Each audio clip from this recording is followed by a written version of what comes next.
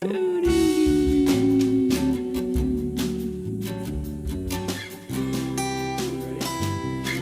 what we have here is a 2014 Triumph Speed Triple, and we're replacing the bearings in the rear hub.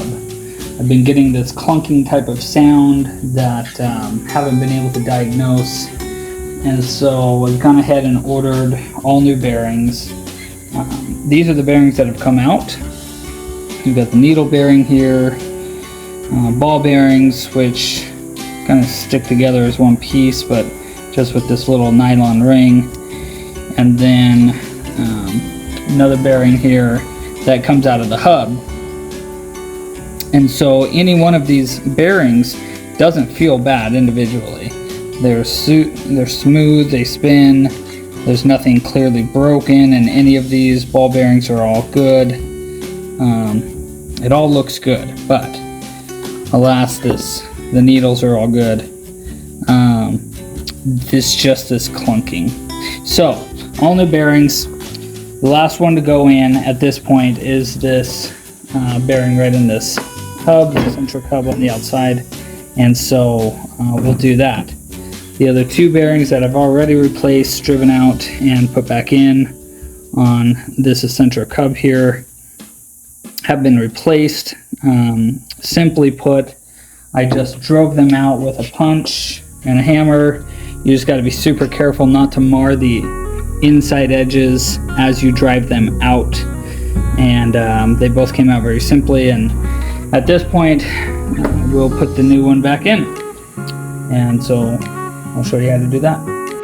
So there are various ways to do the reinstallation, including special tools and all that kind of thing, but usually what I've always done is use the old bearing, just a seat right over it, and then a piece of wood to pound the bearing straight in. Of course they can be pressed in, but the goal and purpose here is to get on the outside race of the bearing and to press that in as straight as possible, as to not mar the inside surface, but having it going straight is the goal. So we'll attempt to do that now.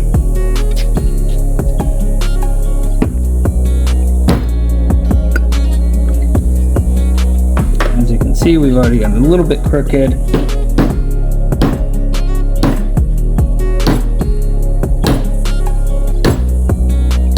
There you can see it's starting to go in straight. And of course it needs to be countersunk, so that's where the bearing will come in again. This kind of deal.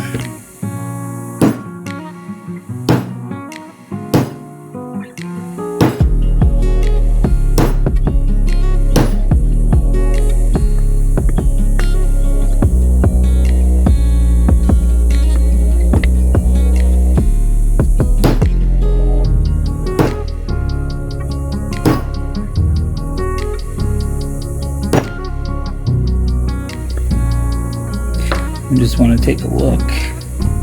As you can see on the inside, there's still about a 3/8 maybe of an inch to go, and so we'll just continue this process of pressing that bearing straight in.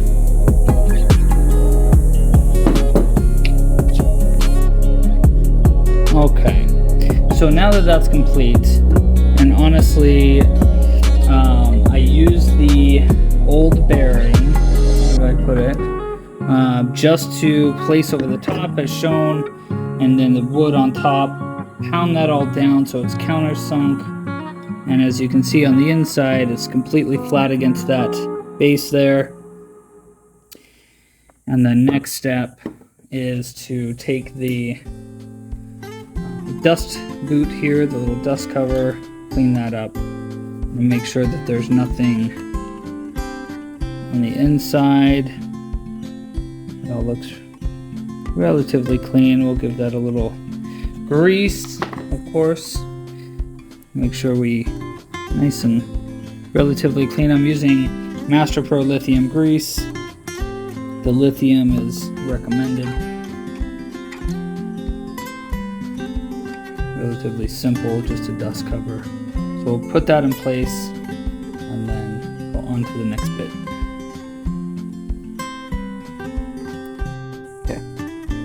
Next bit is this this collar, little metal collar. So just applying a little bit of grease there, make sure everything goes on nice and smooth.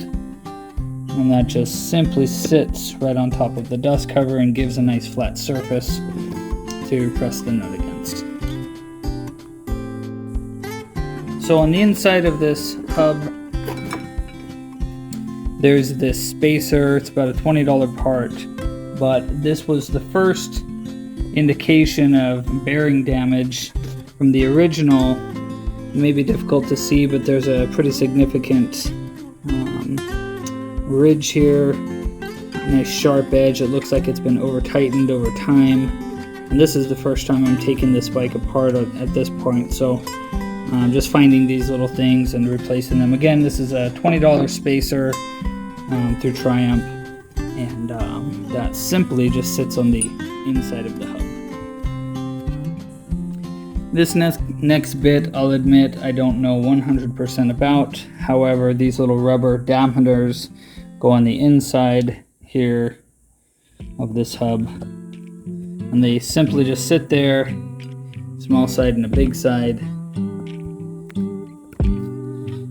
for vibration and absorption. I would expect, I haven't done a whole lot of reading about that, but and then this piece, of course, I don't know that it necessarily matters, but there was some machining residue here that was a little sharp, so I just used a file to take some of those sharp edges off. And then, of course, this drops right into place.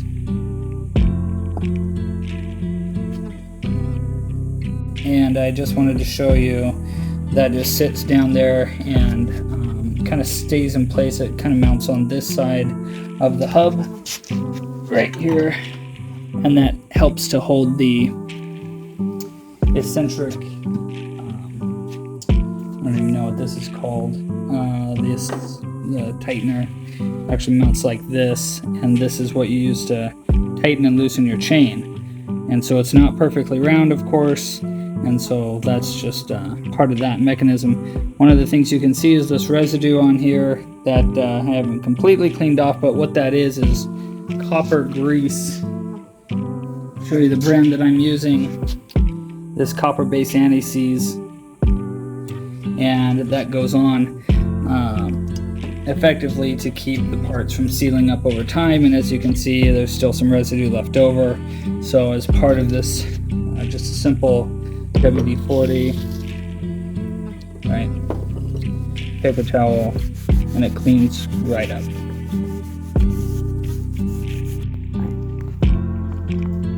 So again, I'm using the MMC 77 copper-based anti-seize, and copper-based anti-seize was on there to begin with. I don't know if it's the same brand. Don't know that it necessarily matters, but I like to stay with the same theme. And I just want to literally paint this on here.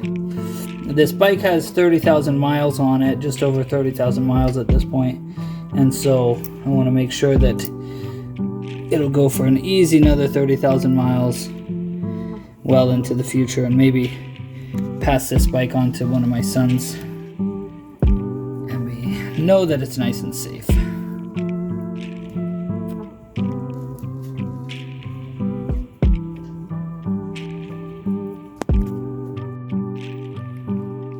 In addition to the inside of the hub race, I'm going to do this exterior of the eccentric bearing carrier. I suppose I can call it the bearing carrier. Just make sure those contact points are nice and well lubricated. No way it does not want to seize up in this hot Arizona environment where we like to run these things hot.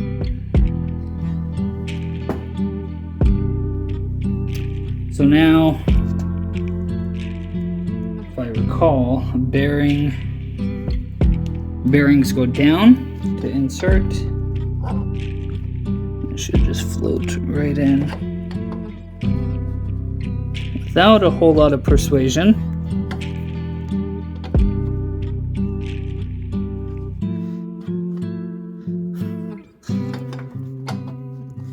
And that's that. So again, a little bit more of the copper-based anti-seize, get all these little areas. And then, maybe difficult to see on this side, but has a pin and it just seats directly over and onto the pin.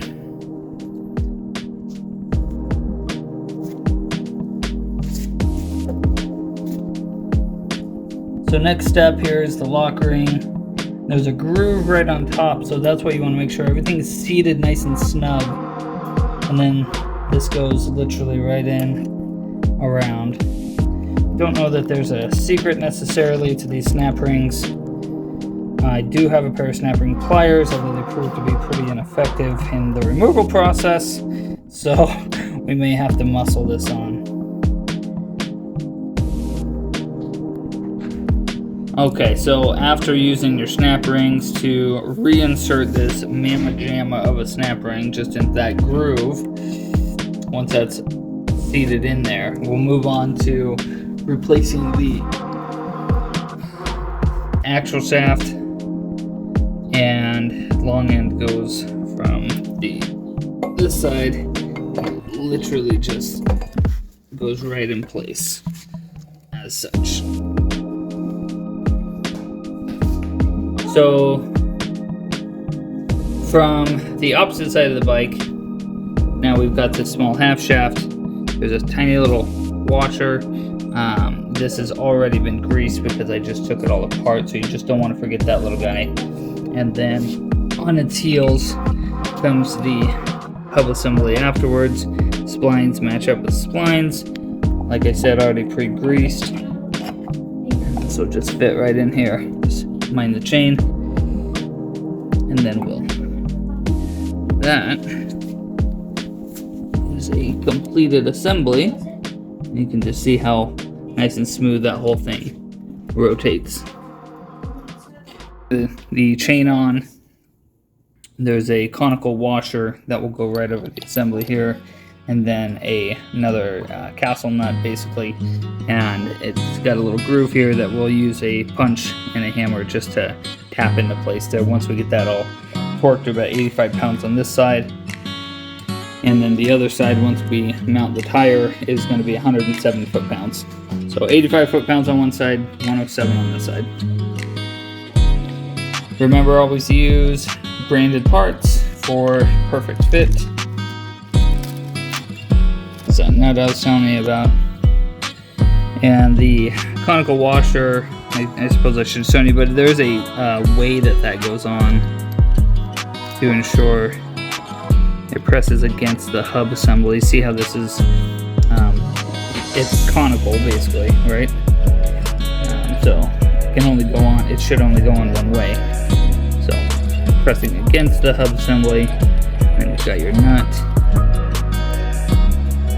And I've reused the original nut quite a few times, which I'm pretty sure you're just supposed to order another one each time. It's about, I think $27 for this nut. Make sure your threads are nice and clean. So I'm going to clean them up and then we'll put this guy on.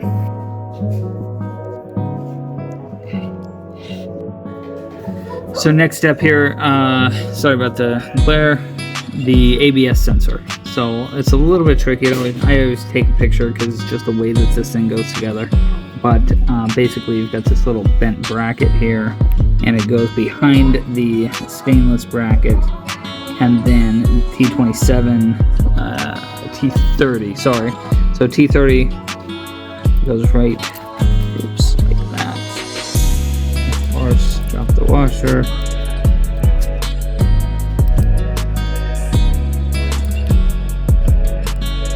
Very simply, without any fuss at all. This, and then goes into the back of the bracket here. You can see that without any fuss at all. Snug that down.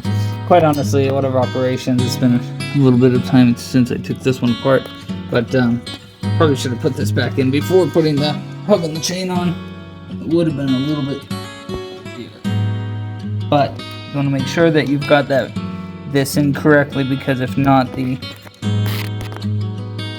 ABS sensor will dig against this bracket back here, which is actually measuring your speed, and touch, and you don't want that. That will just wear in and wear down the sensor, of course. So it's got to be right. So next is the reassembly of brake caliper, and this wire I just put up there is a little piece of baling wire so it doesn't hang on the cord, of course, just relieve that pressure. So this is just going to slide, of course, right over like yay, and then I'll attach the bolts from the other side, and we'll follow back here in a second. Okay, so like I mentioned earlier, threads are clean, everything's nice and greased. This is a 46 millimeter. I believe it's 3/4 inch drive down to 1/2 inch drive with the reducer, because 1/2 inch is the biggest tools I've got. I'm just making this big old Mama Jamma nut hand tight, and then when I will use the chain tensioner, of course, to get in here into the hub, snug up this chain. But before I get into that, I just want a quick reminder about the chain guard that clearly I haven't cleaned yet. Right in here, and these are just, again, T27s. Just want to get everything started. We out here in Santan Valley got a dust storm coming out here in Arizona that can be serious business. So I want to get this all done, buttoned up, hopefully test drive before we get sandblasted, and then I'll be able to sleep better tonight. So more to come.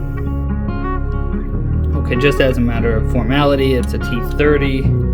For some reason I have 27 stuck in my head, but these are all T30s, including the ABS sensor so underneath that we did just a few minutes ago. So not to, not trying to scrub those out, but yeah, T30, please, not T27. Okay, so on the inside here, these little grooves, you're gonna put the little groove of your hub tension tool, if you will,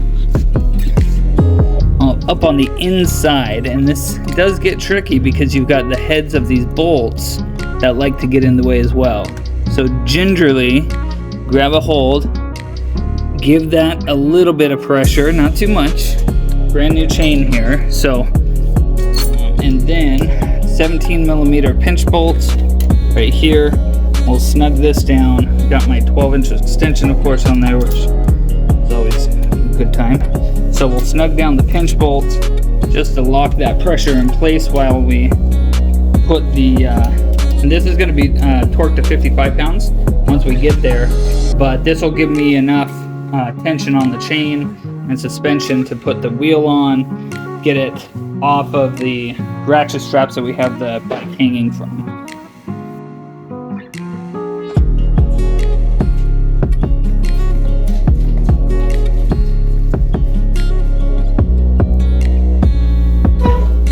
Okay, so now we're ready to put the wheel back onto the hub. Everything's nice and ready to receive the thing. Just to recall, there are a series of washers that need to be inserted in the correct order. So you've got this very simple conical one that goes on the inside, a small thin one, that thicker conical washer that we talked about earlier, and then you've got the castle nut on the outside in that order. So simple enough. When I take these off, I just keep it all together, and that way when I put the wheel back on, it goes on flush, and then from this side you can just take this whole assembly, put it straight on there, and then it all goes into place perfectly. Spin this guy on.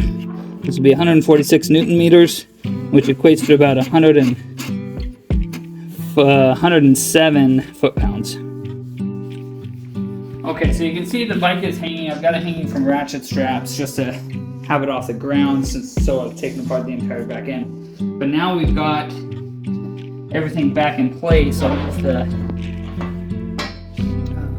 bike holder, whatever we call those things. And then I'll just push this down a little bit and roll it back, just to relieve pressure off of the ratchet straps. And then we'll take the bike all the way down. Next is to take the headstock down here. Again, gingerly, so we don't scratch the paint on the front fender. And then, the way I like to do it, push the whole bike forward, stand, kick things down, and then move back. Alright, so we got our torque wrench set up to 85 pounds, which is the equivalent here.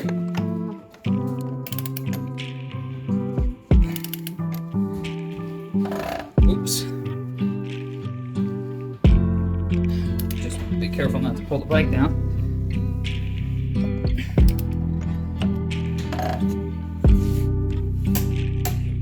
Perfect. So 85 pounds. Now, again, note this little groove. So what we'll do is I'll take a small punch and I'll punch in this little piece of metal, the flange, if you will, on the outside of this nut, just to kind of lock that in. Very simple kind of lock nut feature.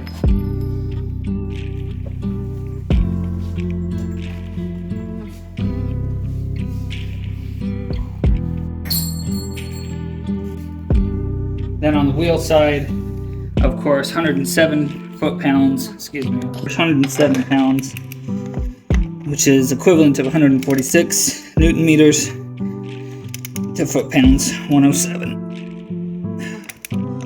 These are Road Pilot 6. I bought the bike in Seattle Triumph back in 2018. They had Road Pilot 4s, and I've been running 4s every year until now. Now what the manual says, and happy little accidents here happen all the time, there's these little holes on the inside, if you can see, and then we'll grab the,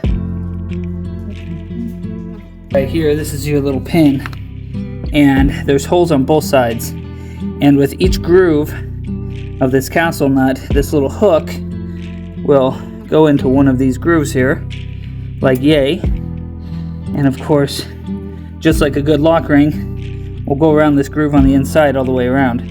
So then I've only had this bike at 2 different dealerships, Eurocycle in Las Vegas and then Seattle Triumph, and it came with a zip tie. When I bought it, it had 8,000 miles on it, so it wasn't original, of course, but had a zip tie from these 2 hooks just to keep them on.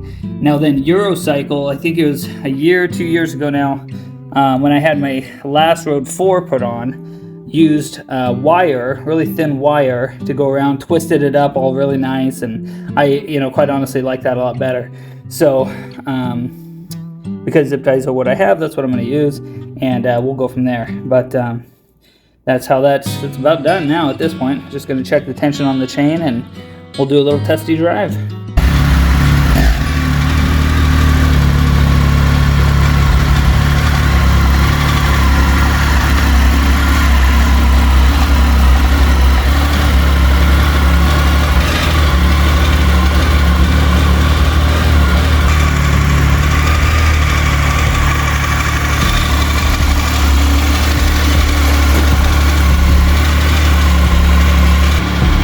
Okay, so in the interest of science, and we just want to get a little test before this storm rolls in. Of course, you can't tell looking at this way, it's a beautiful sunset. But on the other side, there's a huge dust storm coming. So I just want to run this down the road real quick, feel it, we'll be back.